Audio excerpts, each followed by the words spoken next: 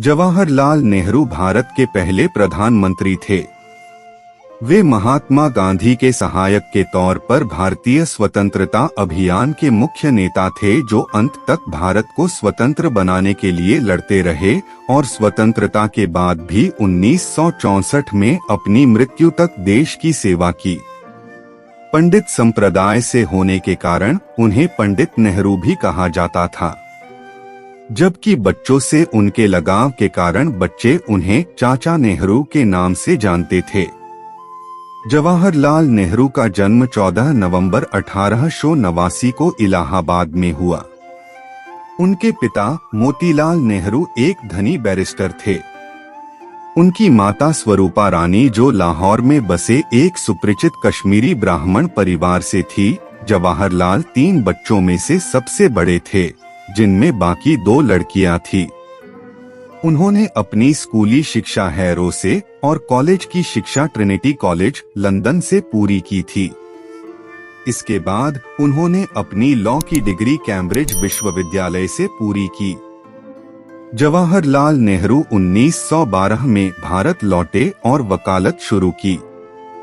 1916 में उनकी शादी कमला नेहरू से हुई। राजनीति में उनकी असली दीक्षा 2 साल बाद 1919 में हुई, जब वे महात्मा गांधी के संपर्क में आए। उस समय महात्मा गांधी ने रॉलेट अधिनियम के खिलाफ एक अभियान शुरू किया था।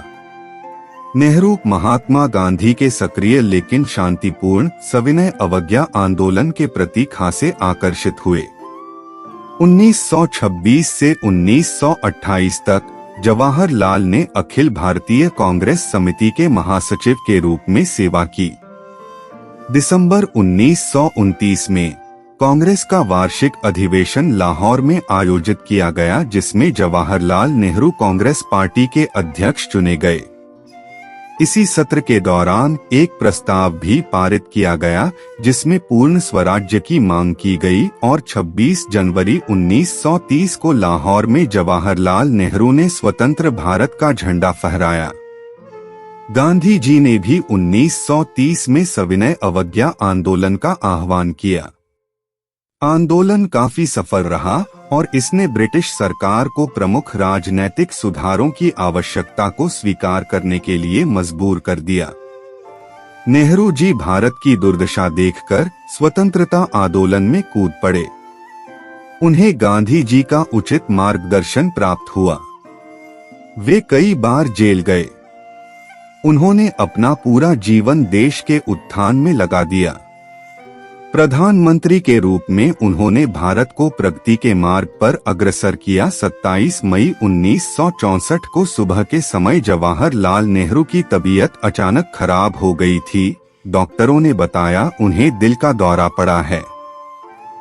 दोपहर में जवाहरलाल नेहरू सभी देशवासियों को छोड़कर अपने जीवन की अंतिम यात्रा पर चले गए।